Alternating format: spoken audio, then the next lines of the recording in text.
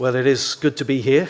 Thank you for the invitation, and looking forward to these few days where we can get to know each other better. I know some of you, although I can't see with my glasses on. It'd be good to get to know others as well. Now, let me dive straight in. The subject that we've got is unity, lost and found. Now, it's not my plan to focus on church unity. I think others will go in that direction. But I want to back up a little bit and in these 4 sessions give a bit of background, biblical background, theological background to the subject of church unity, I guess, and provide a bit of context for it. If you want to know where I stand on church unity, I would refer you to the writings of Martin Lloyd-Jones. And that's hopefully all I'm going to say and have to say about it. I've got a big idea as we start to think about unity in these 4 sessions. And the big idea is that we as church leaders, we as Christian people, we need to care about it. It needs to be on our minds. It needs to be something that we are valuing and understanding, and we need to care about it because actually we alone are in a position to do anything about it, to do something about it. So that's my big idea that hopefully in these 4 talks it's going to emerge. Now, we've got 4 sessions. Let me tell you what I want to do over those 4 sessions. Now, as we look at Genesis 3, I want to say this is our issue. It's going to be the burden of the next few minutes. Then in the next session, second session, I want to make the case that we are very bad at it. So that'll be tomorrow. And then the third session, I want to talk about how to be good at it. And then finally, I want to ask the question, well, how are you doing with this whole subject in this whole area, to try and end with something practical, more practical. So we'll talk about this is our issue now. Then we're going to talk about how we're very bad at it, generally speaking, as Christians, as the church. Then thirdly, how to be good at it. And then finally, to ask ourselves how we're doing with this whole subject. So this session now, I want to go back to the beginning, and I want to be making the case that this whole subject of unity, that this is our issue as the church, as Christian people, and we need to care about it because we alone are in a position to do something towards it. Now, we've gone back to the very beginning of the Bible, and I make no apology for that. This is very familiar material, and yet also very wonderful material. So let's go to Genesis 1, Genesis 2, Genesis 3, and I want to start with the great story that we've got here at the very beginning of the Bible. So Genesis 1 and 2, familiar and wonderful and awesome, the account of creation. And what I want us to bring to the front of our minds is that it is a world of shalom that is brought into existence. It's a world of great harmony. God creates, and his verdict upon it is that it is good. It is very good.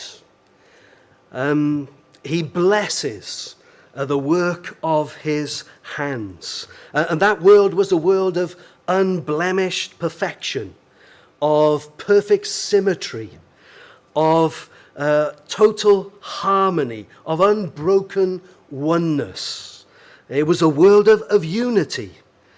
And so you have the human beings, Adam and Eve, and they are naked and unashamed, not even knowing what the word means, perhaps. You have God walking with them in the cool of the day.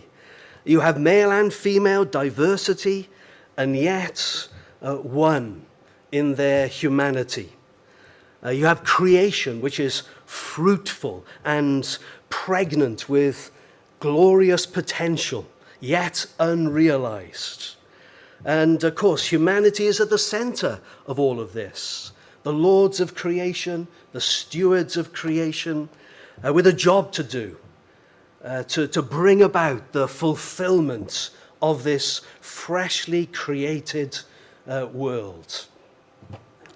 Genesis 1 and 2, the wonderful, awesome, familiar, glorious account of creation. But then, just 3 pages in to most Bibles, something happens. Genesis 3, the chapter that we read. And Genesis 3 is, you've got to say, unexpected. If you've never read the Bible before and you start to read the story of creation, you wouldn't anticipate Genesis 3 and the events of Genesis 3, because that chapter's got the story of a sudden unraveling of this great harmony that God has brought and wrought. So the unity that is there, in Genesis 3, that unity is lost. And the oneness, it disintegrates.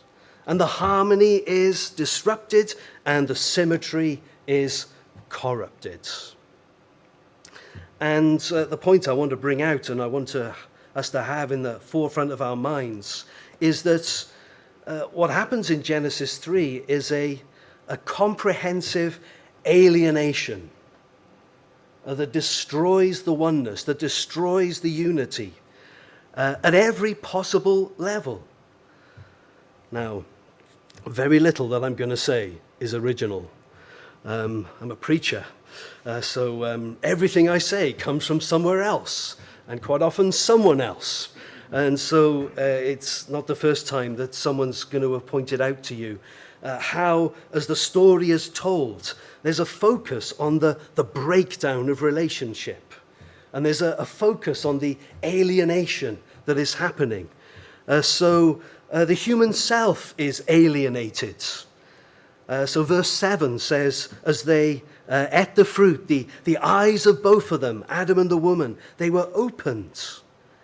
And they realized something, an experience they'd never had before, a feeling they'd never known before. They realized that they were naked, they were exposed. And so in a desperate attempt to cover themselves and to put up a barrier, they sew fig leaves together and they make coverings for themselves. There's shame there for the first time ever. The alienation of the very self. There's alienation from God in the next verse, verse 8. The man and his wife, we're told, he hears the sound of the Lord God as he's walking in the garden in the cool of the day. And instead of running to meet him, instead of engaging with their Creator, with their loving Father, they do the opposite. They hid from the Lord God among the trees of the garden. Another level of alienation. So an alienation within their very beings, within their very selves, feeling shame, feeling the need to cover up. And then an alienation from God himself, so that they run from him and hide from him.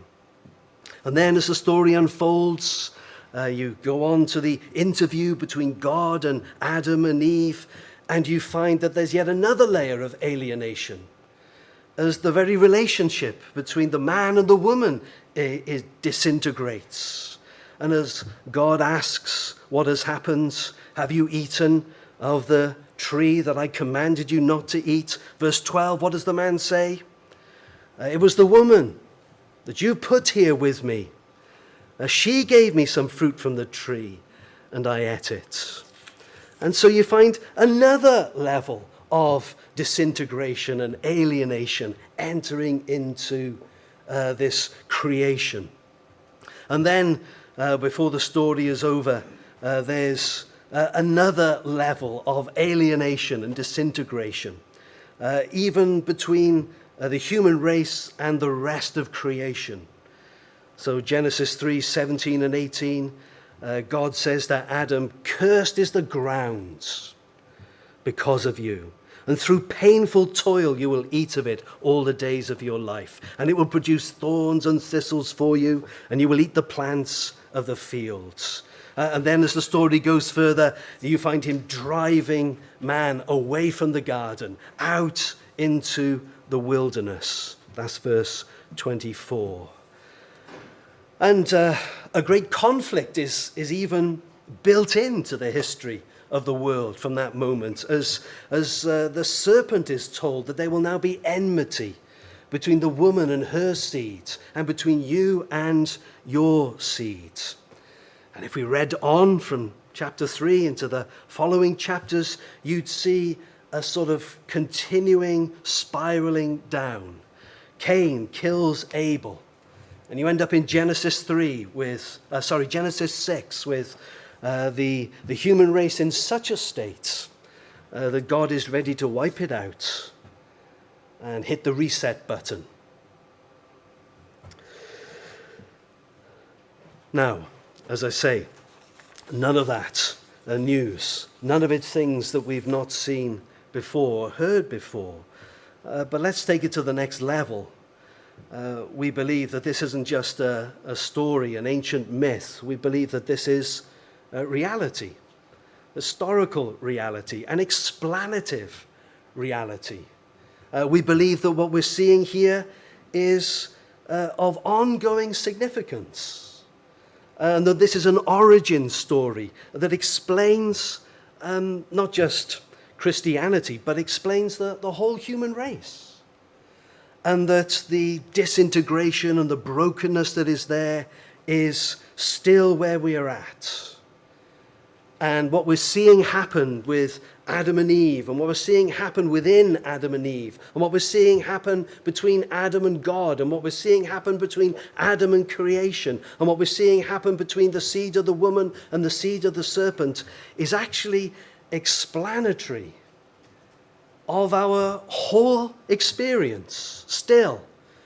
So many generations after, yet still disintegrated, still broken, still fractured. And so you can read even secular authors, somebody like Ernest Becker, no Christian, a sociologist, won a Pulitzer Prize, I think, for something or other. And here's a quote from him. "Man," he says, "is a hyper-anxious animal." Well, there's the disintegration of the human soul. You see, we're not meant to be on our own, bearing the weight of our own lives, bearing the weight of the universe. And if we try to strike out like that, we're crushed by the pressure, and distortion enters into us, into our minds, into our souls, into our very bodies, and we become in our own being fractured and fragmented and distorted. Still, there is in all of us a natural distrust of God, a natural resentment towards God. So we live in a secular society which tells us that if God is there at all, well, he's there to take the blame. Or we live in a world that's full of religion, which is sort of worse, really. The idea of religion is that you marry God for what you can get out of him. You marry him for his money. So you try to cozy up to God. You try to establish a relationship with God so that you can benefit in your own life, so you can have a reasonably nice life, so you can be free of the worst sort of things that could happen. The human race still is deeply tribal, deeply prejudiced. Having lost our true identity through our relationship with God, we have to find an identity somewhere. So we find it by getting tribal. And we maintain it by waging war on the other tribes around us. One of my Muslim friends once said, that the Muslim world is very, very fragmented, very, very tribal. And he talked about a saying, maybe you've heard the same saying, it's me against my brother. It's me and my brother against my cousin. And it's me and my brother and my cousin against the world.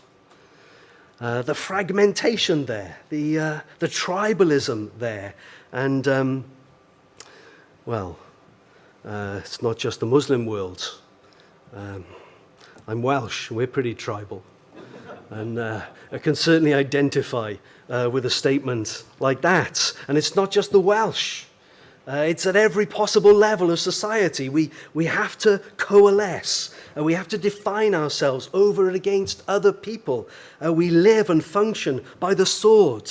We have to put other people down to feel better about ourselves. And, who can avoid the fact that we're at war with the planet still? Instead of taking care of it, an exploitation of it. We're under the sway of the serpent still. 1 John chapter 5, verse 19 talks about the world being under the control of the evil one. That word, under control, the idea that we're in his grip, we're in his coils, like some great boa constrictor. He's got the world and he's wrapping itself around us and putting the squeeze on. Like, if you're of a certain age, like Mowgli in the cartoon Jungle Book, when that big snake is after him, and his eyes are all hypnotized, and he's up in the tree, and the big snake is preparing him as a snack, luring him into his hypnotized, sleepy state under the sway of the serpent. Well, according to the Bible, that's where we are still, and we're certainly still a long way from the garden. We're always trying to get back to the garden, always trying to build a paradise on earth. And yet it never works out, does it? Every civilization there's ever been has been attempting to rebuild the garden, to create some space on earth where everything would be right again. And yet it's impossible. Civilizations, they come and they flourish, and then they fade. And we're back where we started. And still we're mortal, and still we're alienated, and still we're lost. Now, there's the story then that the Bible begins with. And it's not just the story the Bible begins with, it's our story still. I suppose that's the simple point that I'm trying to bring out. This is still the world we live in. This is still happening. The serpent still slithers around.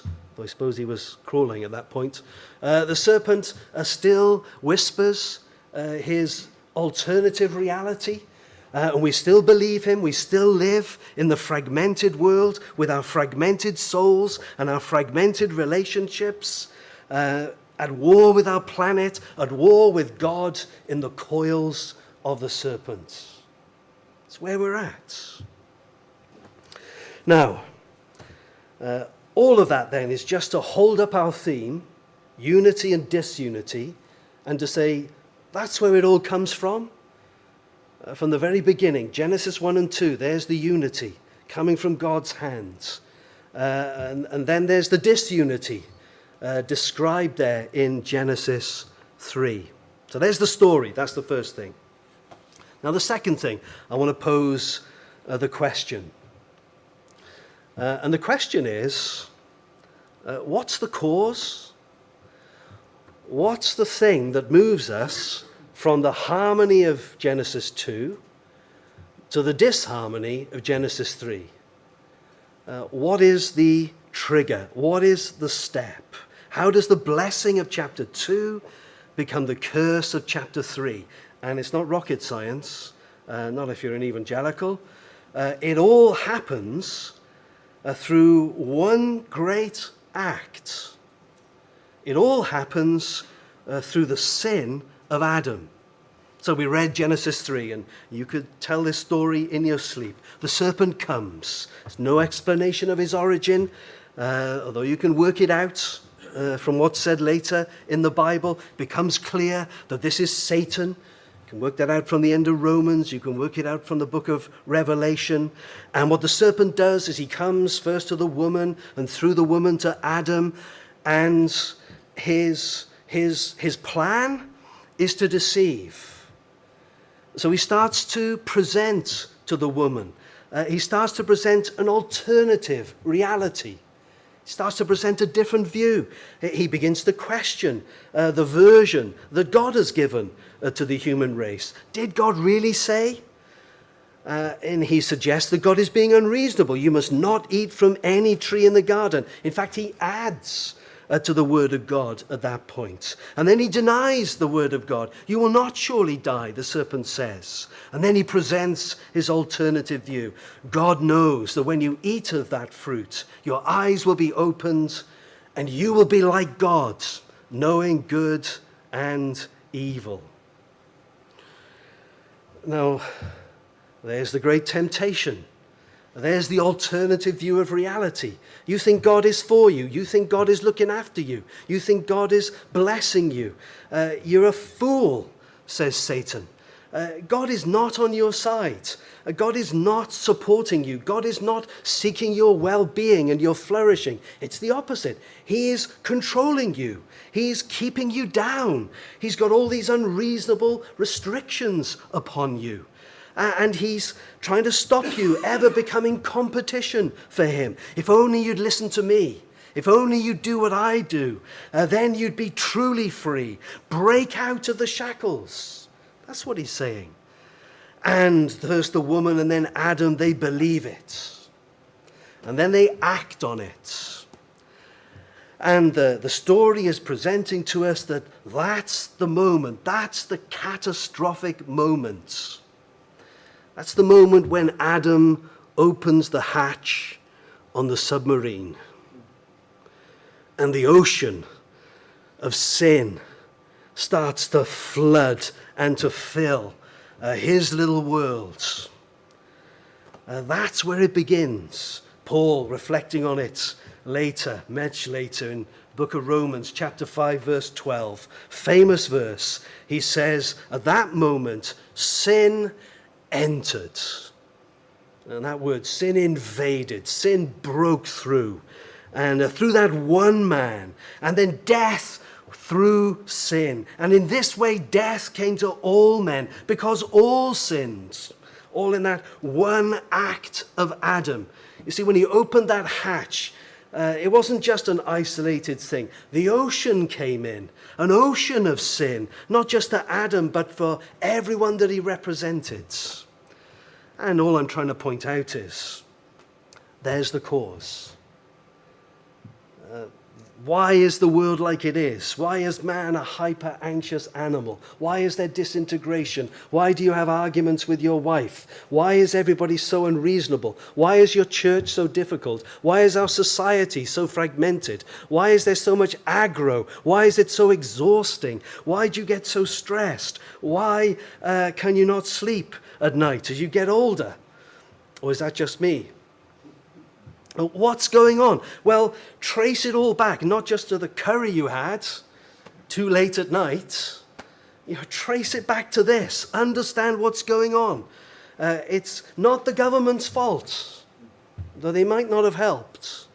It's not the LGBTQ plus community's fault. Trace it back to the biblical roots. Because what we're being told at the very beginning of our Bible is that we can trace it all back to this moment, to this reality. Unity comes from God. Disunity comes from Satan. And it enters the world through sin. You can trace it all back to the fall.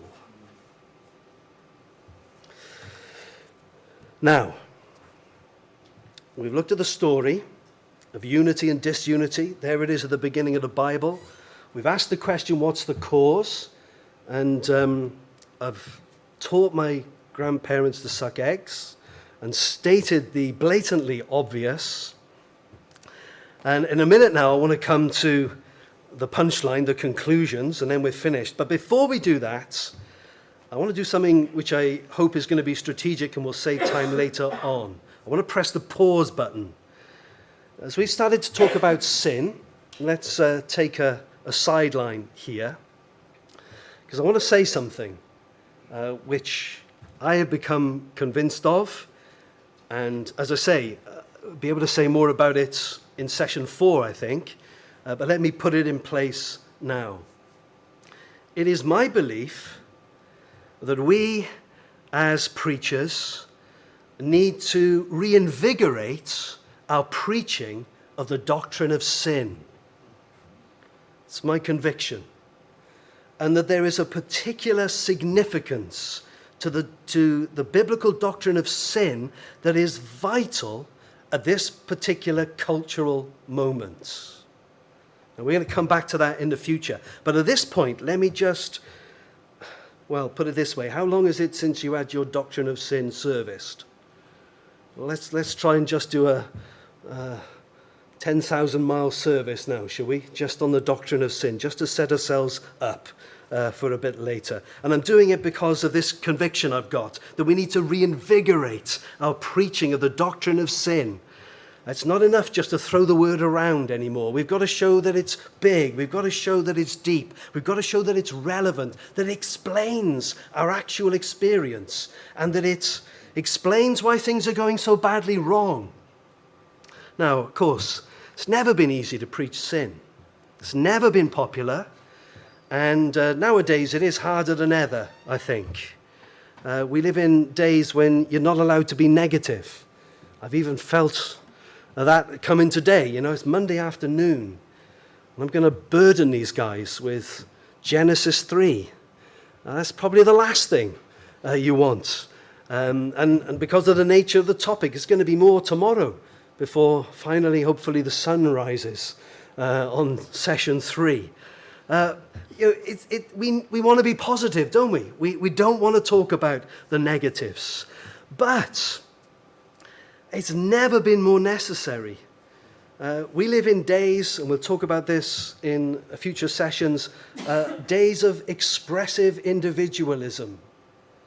And the doctrine of sin is profoundly relevant to that philosophy of life. And it's the philosophy of life in the world around us. So the doctrine of sin is relevant and important. It needs reinvigorating. So let's do the 10,000-mile service just for a few minutes. Let me just outline what I think is important. So sin. Well, sin is the breaking of God's law. That's the first thing we need to say about it. That's what Adam is tempted to do. God had said to him, "You're free to eat from any tree in the garden." That's Genesis 2, verse 16. "But you must not eat from the tree of the knowledge of good and evil, for when you eat of it, you will surely die."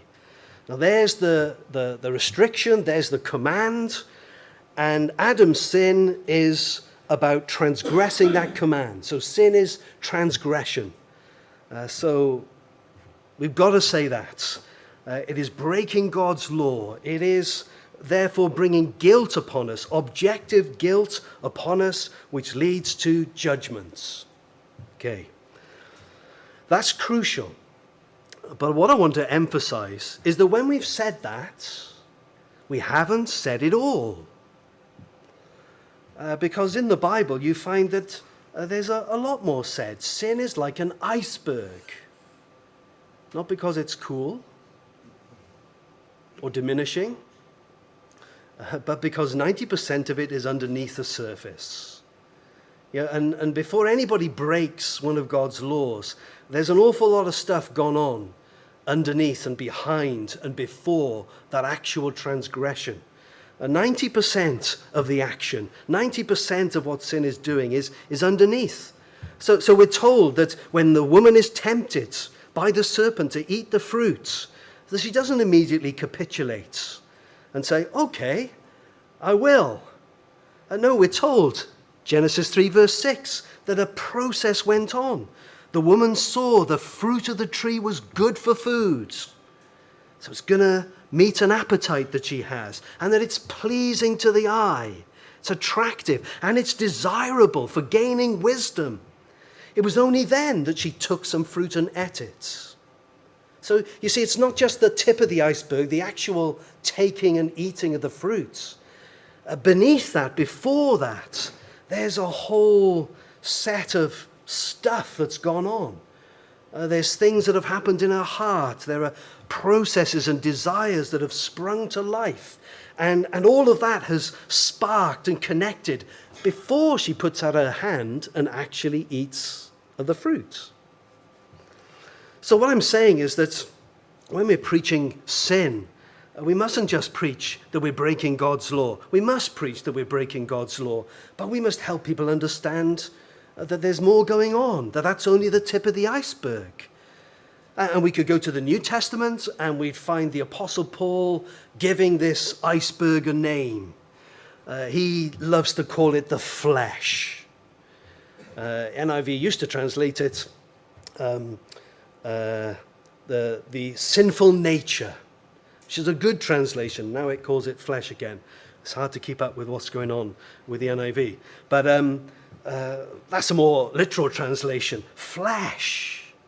And what that's referring to is the whole complex of fallen values and desires and revulsions and reactions and thought patterns and behavior patterns and neuroses that exist beneath the surface in a fallen human being. The flesh. And as we preach the doctrine of sin, it's crucial that we're hitting that note. It's crucial that we're acknowledging that it's not just about breaking the rules, that there's a lot of stuff that's gone on beneath the surface, that there's a whole complex of these values and desires and revulsions and reactions and thought patterns and behaviors and neuroses. Have you read much of Richard Lovelace? Let me give you a quote. He's died now, he's an American, writing in the 70s particularly, I think. And this is a quote from him. He says, "Our understanding of sin often focuses on behavioral externals, eating the fruit, in other words. And then he says, which we can eliminate from our lives with a little willpower. So, don't eat the fruit. If you are convinced enough and not getting tempted by the serpent, you're probably going to be able to do that. And that's what we tend to focus on. And so, that's our strategy. But he goes on, that strategy, it ignores the great submerged continents of pride, covetousness, and hostility beneath the surface. So he's rather rude, isn't he? He's telling us that it's not just that we do wrong things, but there's the rest of the iceberg. And he calls them, different metaphor, great submerged continents. That's worse than icebergs, isn't it? A submerged continent of pride, covetousness, and hostility beneath the surface. And then he says, ministries which attack only the surface sins will produce either self-righteousness or despair. So you're either going to say to people, don't eat the fruits, and some people will manage that, and they think they've got it sussed, and they'll become self-righteous. When other people you say, don't eat the fruits, and you just focus on that, they will still eat the fruits, and they won't be able to stop eating the fruit, and they'll sink in despair. So that's what happens. If you just attack surface sins, you will either create self-righteousness or despair. And so he's arguing we should go deeper. The human heart, end of the quote now, the human heart is now a reservoir, another metaphor, of unconscious, disordered motivation and response. Now, if you weren't depressed before, you're depressed now. But I wanted to just pause and hold that up. There's more we could say. We could talk about sin being personified as a predator in Genesis 4, because behind our sin still is the serpent, having taken us captive and seeking now to devour us. We could talk about sin as an act of betrayal, and that's an important thing to do, but I feel as if I've had enough of that, even if you want more. But I wanted to pause and just talk about our doctrine of sin, give it a 10,000-mile service, And hopefully we'll see the relevance of that in a few sessions' time. Now, just want to finish off. What we've been trying to do in this session, what I've been trying to do, is to convince you that disunity and unity is our issue. That we need to care about it, because we alone can do anything about it. So we talked about the story of unity and disunity and seen it's rooted ultimately in creation and fall. And then we've asked the question, what's the cause? And we've seen it's sin. So we've paused and sort of looked at least some things that need to be said when we're talking about a doctrine of sin. So let me finish by going to the third thing. And having talked about the story, having talked about the question, let's talk about some conclusions. If all of that is true, and I'm taking it for granted that we believe all that is true, then what conclusions should we be drawing as we begin these sessions? Well, the first one is this. Unity is a big issue. It's a big issue. It's rooted in creation and fall. So it's not a side issue. It's not just about, who should I preach for or who should preach for me in church. It's not a peripheral thing. It's you can tell the whole story of the Bible using the theme of unity and disunity. So it's central, rooted in creation. And unity is what we're meant to have, all of us. We were created to have that unified self and unified relations and to be one with creation and fundamentally one with God. And it's what we've lost through our sin. So it's a big issue. That's the first conclusion we can draw. So your subject for this conference is central to our lives and to our ministries and central to God's concerns and God's heart. So it's big, first thing. Then the second conclusion, if everything we've said is true, unity is a spiritual issue. That's the second. It's a spiritual issue. Now that's very important. It's not a sociological issue, therefore. It's not just about people being in the right sort of environment. This mess happened when Adam was in the perfect environment. It's not just sociological. It's not psychological either, not just psychological. This happened when Adam had no psychological problems at all. Now, wouldn't that be nice?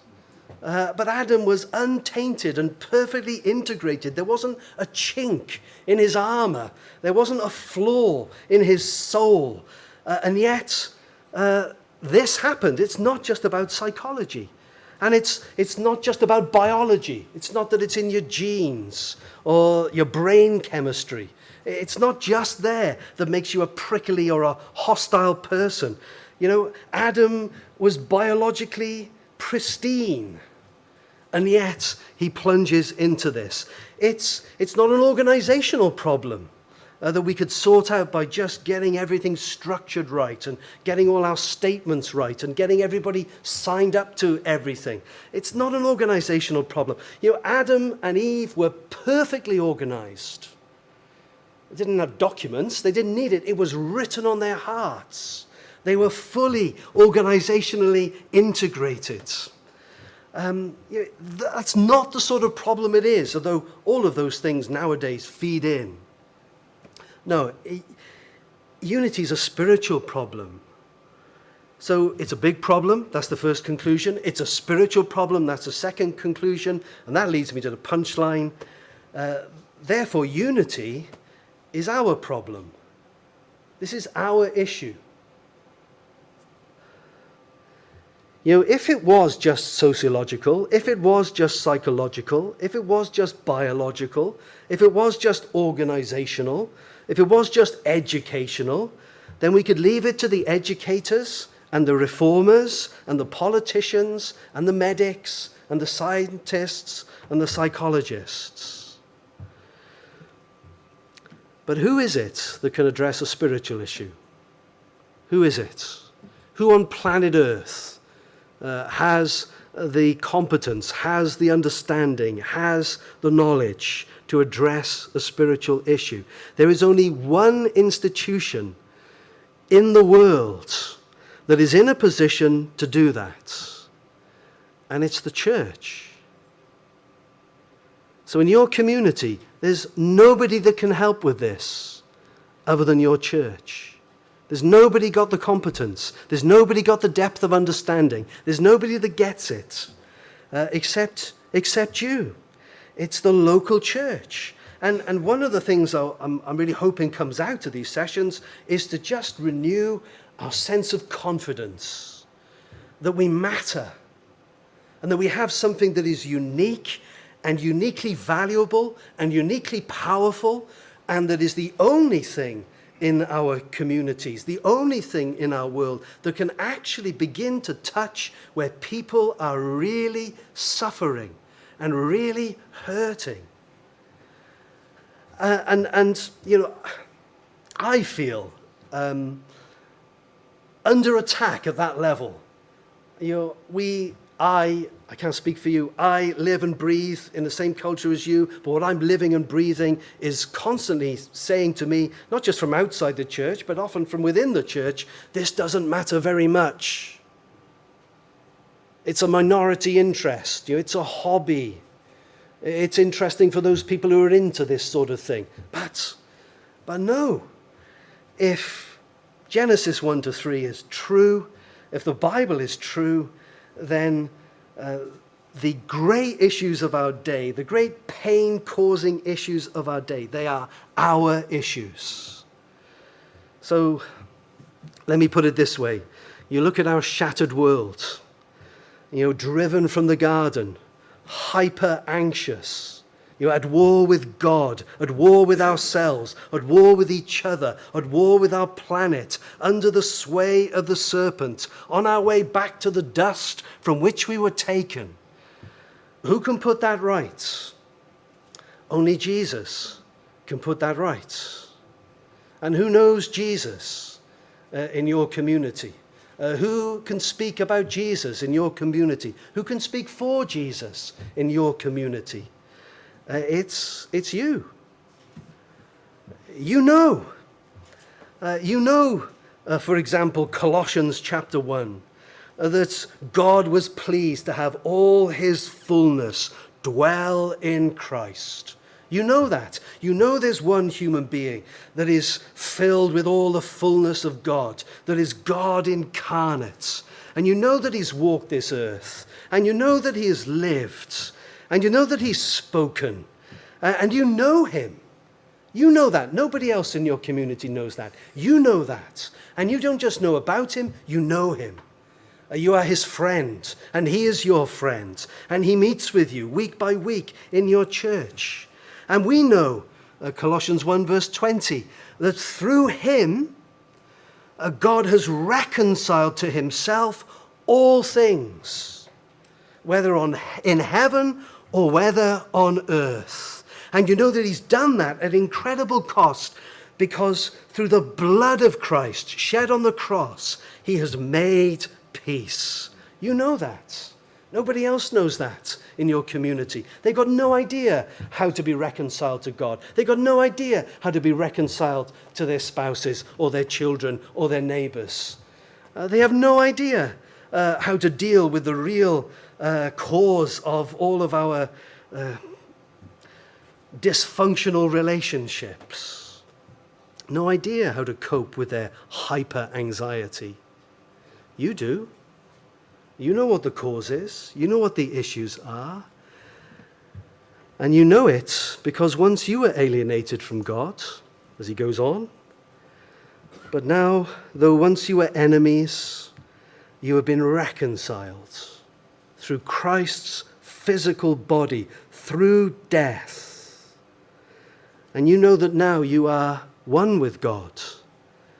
And that one day you'll be presented as holy in his sight, without blemish and free from accusation. Nobody else in your community knows this. You do. So, I'm going to finish. We need to care about this. That's been my big idea. We need to care about this. It's not a side issue. We need to care about this because we alone can bring it. We alone. Okay, I'm done. Over to Matt. Great.